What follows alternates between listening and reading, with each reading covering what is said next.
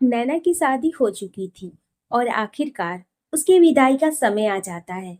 नैना श्रेया के गले लगकर रो देती है। सबकी आंखें नम थी।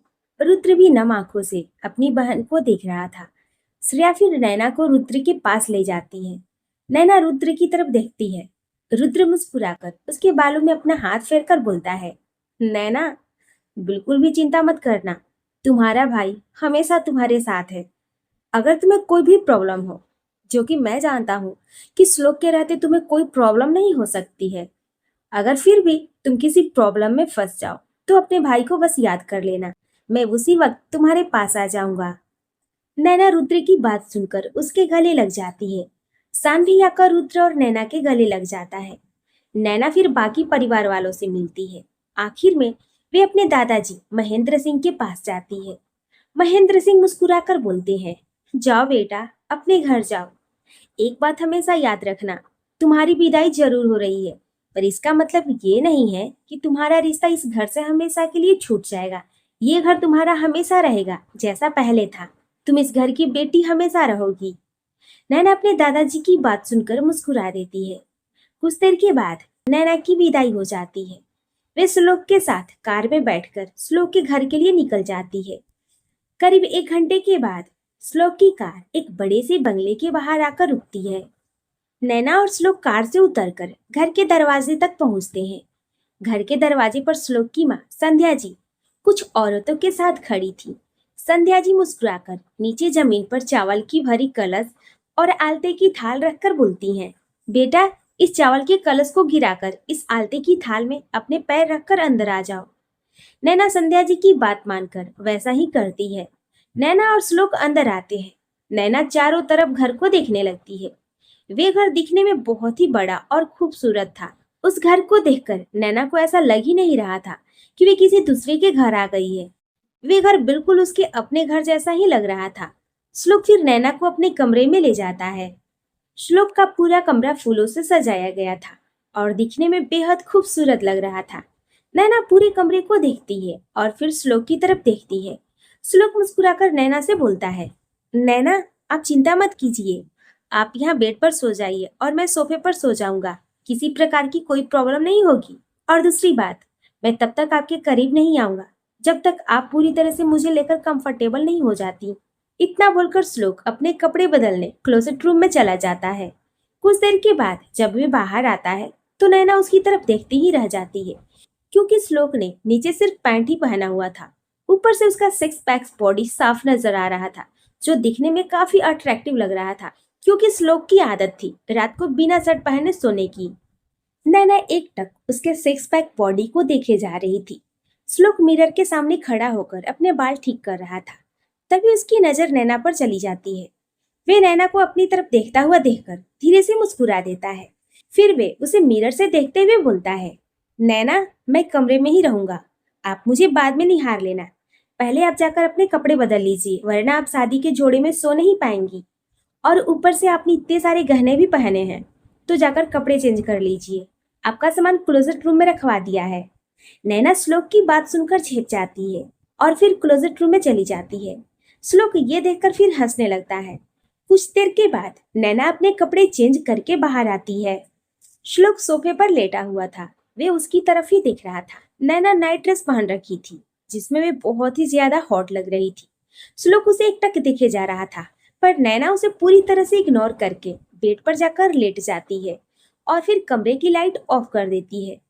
कमरे में सिर्फ एक छोटी सी डीम लाइट चल रही थी और बाहर से चांद की रोशनी से पूरा कमरा जगमगा रहा था।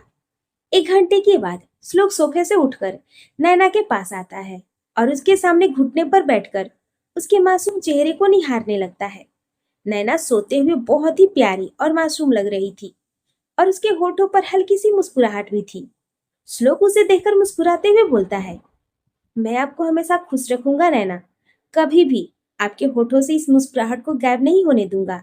I promise. इतना बोलकर वे खड़ा हो जाता है और फिर नैना के करीब आकर उसके माथे पर प्यार से किस कर लेता है।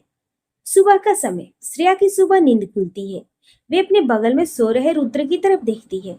रुद्र सोते समय बहुत ही क्यूट लग रहा था। श्रेया एकटक उसके चेहरे को निहारने लगती है। रुद्र ने उसे नींद में ही अपनी बाहों में भर कर रखा था श्रेया उसका हाथ हटाने की कोशिश करने लगती है, पर रुद्र का हाथ बहुत ही भारी था। श्रेया ये देखकर मुंह बनाते हुए बोलती है, कितना भारी हाथ है इनका, पता नहीं क्या खाते हैं जो इतना भारी हाथ है। वे फिर जैसे तैसे रुद्र के हाथ अपने ऊपर से हटाती है। वे फिर उठकर बैठ जाती है और रुद्र के चेहरे की तरफ देखने लगती है। रुद्र के चेहरे पर हल्के से बाल आ रहे थे और इस समय वे बहुत ही ज्यादा मासूम और प्यारा लग रहा था। श्रेया ये देखकर खुद में ही बोलती है, जो भी हो पर मेरे पति बहुत ही हैंडसम है, सिर्फ मेरे हैं। इन्हें मैं जब भी देखती हूँ तो मेरा मन करता है इन पर से अपनी नजरें कभी ना हटाऊं। और ये सोते समय कितने मासूम और प्यारे लगते हैं। इतना बोलकर वे झुककर रुद्र के माथे पर किस कर लेती है। उसकी किस करते ही रुद्र नींद से जाग जाता है, पर उसने अपनी आंखें बंद की हुई थी। वे सोने का नाटक करने लगता है। श्रेया फिर उसके चेहरे पर अपनी उंगलियां घुमाते हुए बोलती है, मुझे तो विश्वास ही नहीं होता है कि आप मेरे पति हैं। गलती से हुई हमारी शादी कितनी अच्छी साबित हुई कि आप मुझे मिले। मुझे तो अपने ऊपर बहुत ही नाज होता है कि मैं आपकी पत्नी बनी। अब तो बस भगवान से यही प्रार्थना है कि हर जन्म में आप ही मेरे पति बनकर आए। आई लव यू रुद्र जी। रुद्र उसकी बात सुनकर मन ही मन मुस्कुराने लगता है। श्रेया फिर आगे बोलती है, वहां इंडिया में पता नहीं लोग आपसे इतना क्यों डरते हैं। हाँ, ये बात अलग थी कि मुझे भी पहले आपसे डर लगता था। मैंने भी जब पहले आपका नाम सुना था तो मैं भी बहुत डरती थी। मैं भी सोचती थी कि आप बहुत ही खड़ूस और बहुत ही बुरे होंगे। और जब मेरी आपसे शादी हुई तो आपने कितना गुस्सा किया था मुझ पर। लेकिन आपको एक सच बात बताऊं, जब मैंने आपको पहली बार देखा था ना, उस समय मैं आपको देखती ही रह गई थी। आप मुझे उसी समय पसंद आ गए थे। मैं तो आप पर से अपनी नजर भी नहीं हटा पा रही थी। फिर हम दोनों की शादी हुई और आपका गुस्सा देखकर मुझे पहले तो बहुत ही डर लगता था। पर जैसे जैसे मैं आपको जानने लगी तब मुझे पता चला कि आप दिल के बहुत ही अच्छे हैं। आपके साथ रहकर मुझे अलग ही सुकून महसूस होता है। मुझे आपसे कब प्यार हो गया ये मुझे भी नहीं पता चला। और आपके कारण मुझे इतनी अच्छी फैमिली भी मिली। आपने कभी भी जबरदस्ती मुझ पर अपना हक नहीं जताया, बल्कि मुझे समय दिया। और मुझे आपकी यही बात सबसे ज्यादा पसंद आई। इतना बोलकर वे झुककर रुद्र की दोनों आंखों पर अपने होठ रखकर किस करके आगे बोलती है, मुझे आपकी ये आंखें बहुत ही पसंद है। ये जब भी मुझे प्यार से देखती है ना, तो मुझे अपने आप पर बहुत ही प्यार आता है। इतना बोलकर वे फिर रुद्र के नाक पर किस करती है और उसके नाक को अपने नाक से हल्का सा टच करके बोलती है, पर मुझे आपकी ये नाक बिल्कुल भी पसंद नहीं है, क्योंकि कब इस पर गुस्सा आकर बैठ जाए पता ही नहीं चलता। हाँ, पर एक बात है कि आप कभी भी मुझ पर गुस्सा नहीं करते। आपको भले ही जितना गुस्सा आए, पर आपने आज तक मुझसे ऊंची आवाज में बात नहीं किया। वे फिर उसके होठों की तरफ देखती है और फिर झुककर उसके होठों पर अपने होठ रखकर धीरे से किस करते हुए बोलती है, और आपकी ये होठ, ये जब भी मुझे किस करते हैं ना, तो मैं खुद में ही सिमट कर रह जाती हूँ। आपकी ये होठ भी बहुत ही पसंद है मुझे। श्रेया के किस करते ही रुद्र के पूरे शरीर में करंट दौड़ पड़ता है। उससे अब कंट्रोल करना मुश्किल हो रहा था। वे एक झटके से अपनी आंखें खोल देता है और श्रेया को दूसरी तरफ पलटकर उसके ऊपर आ जाता है। रुद्र के अचानक आंख खुलने से श्रेया घबरा जाती है और उसे देखने लगती है। रुद्र उसे शरारती नजरों से देखते हुए बोलता है, जान, अपने पति का सोने का ऐसा फायदा नहीं उठाना चाहिए। श्रेया घबराते हुए बोलती है, मैं तो बस थोड़ा सा मस्ती कर रही थी। रुद्र बोलता है, मस्ती ही सही, पर तुमने मेरे मूड को सुबह सुबह हवा दे दिया है। अब तुम उनसे बच नहीं सकती। श्रेया रुद्र की बात सुनकर हकलाते हुए बोलती है, मतलब? रुद्र बोलता है, मतलब मैं तुम्हें अभी समझाता हूँ। वे इतना बोलकर श्रेया के होठों पर अपने होठ रखकर सॉफ्टली किस करने लगता है। श्रेया रुद्र के बार बार किस करने से पिघल रही थी। रुद्र फिर नीचे झुककर उसके पेट पर किस करने लगता है। श्रेया अपनी आंखें बंद कर लेती है। रुद्र फिर उसके ऊपर आकर उसके होठ पर अपने होठ रखकर डीप किस करने लगता है। श्रेया रुद्र के पीठ और बालों पर अपना हाथ घुमाने लगती है।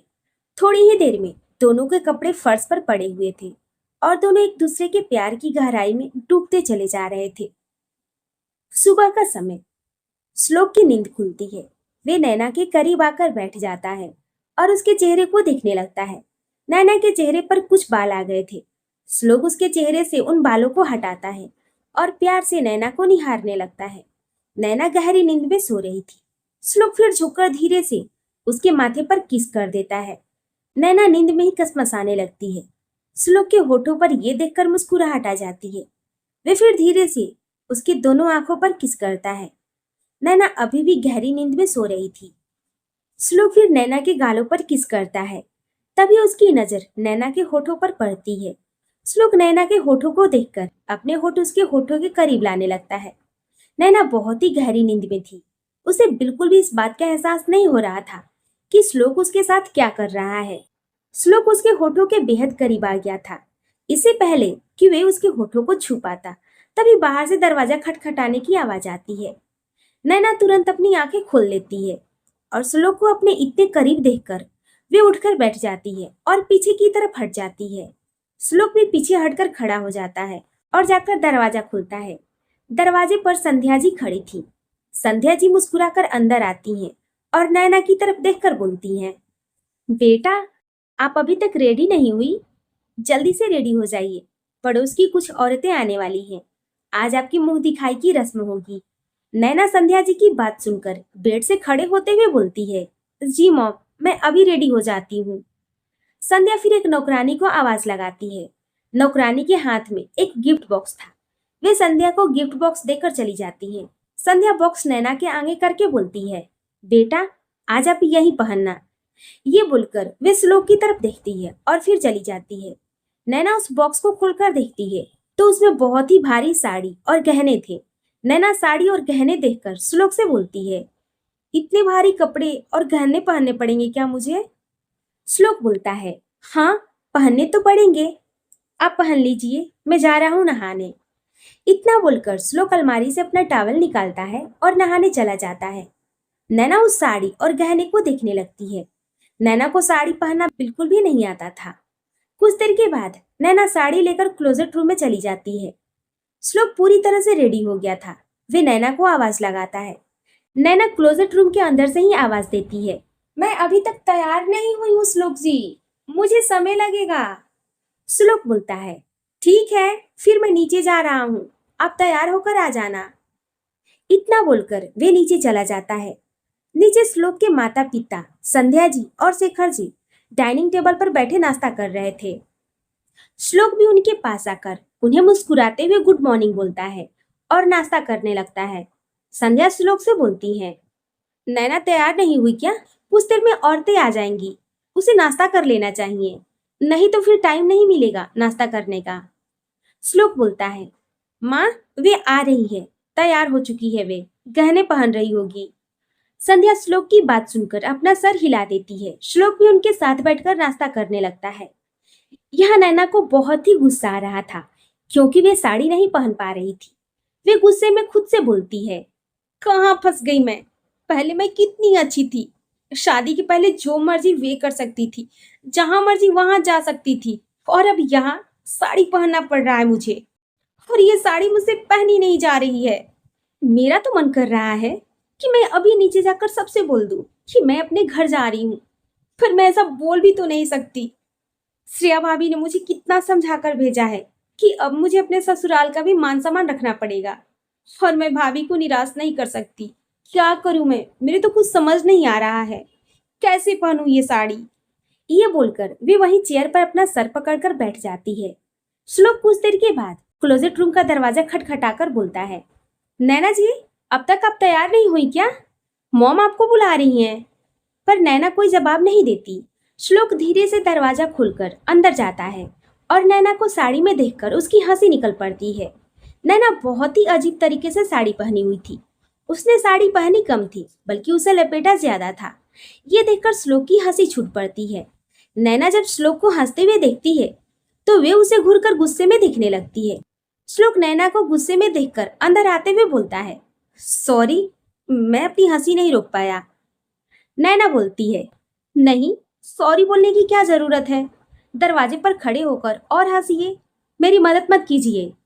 श्लोक बोलता है, मैं मदद करने के लिए तैयार हूँ। अगर आप चाहें तो मैं आपको साड़ी पहना सकता हूँ। अगर आपको अच्छा नहीं लगेगा, इसलिए मैं आपसे पहले पूछ रहा हूँ कि क्या मैं आपको साड़ी पहना सकता हूँ? नैना बोलती है, हाँ प्लीज जल्दी पहनाइए क्योंकि मुझे भूख भी लगी है। मुझे ब्रेकफास्ट करने जाना है। उसके बाद अगर पड़ोस की औरतें आ जाएंगी तो मैं ब्रेकफास्ट भी नहीं कर पाऊंगी। श्लोक बोलता है, ठीक है फिर मैं आपको अभी साड़ी पहना देता हूँ। इतना बोलकर वे नैना के करीब आ जाता है और उसे ठीक से साड़ी पहनाने लगता है। तभी नैना उसका हाथ पकड़कर उसे रोकते हुए बोलती है, एक बात पूछूं? श्लोक साड़ी पहनाते हुए बोलता है, हाँ पूछिए ना। नैना बोलती है, आपने साड़ी पहनाना कहाँ से सीखा? आज से पहले कितनी लड़कियों को साड़ी पहना चुके हैं आप? श्लोक उसकी ये बात सुनकर साड़ी पहनाते पहनाते रुक जाता है और उसकी तरफ देखकर बोलता है, नैना जी, आप पहली और आखिरी लड़की हैं जिसे मैं साड़ी पहना रहा हूँ। आपसे पहले ना मैंने किसी को साड़ी नहीं पहनाया था और ना ही आपके बाद मैं किसी लड़की को साड़ी पहनाऊंगा, समझी आप? नैना बोलती है, तो फिर आपने सीखा कहाँ से? श्लोक बोलता है, मल्टी टैलेंटेड इंसान हूँ, मुझे सब आता है। मुझे तो हेलीकॉप्टर उड़ाना भी आता है और साड़ी पहनाना भी। इतना बोलकर वे हंसने लगता है। नैना उसकी हंसी में जैसे खोसी जाती है। श्लोक की हंसी बहुत ही मनमोहक थी। नैना उसके चेहरे को एकटक देखे जा रही थी। श्लोक नैना को साड़ी पहनाने के बाद साड़ी का प्लेट लगाने लगता है।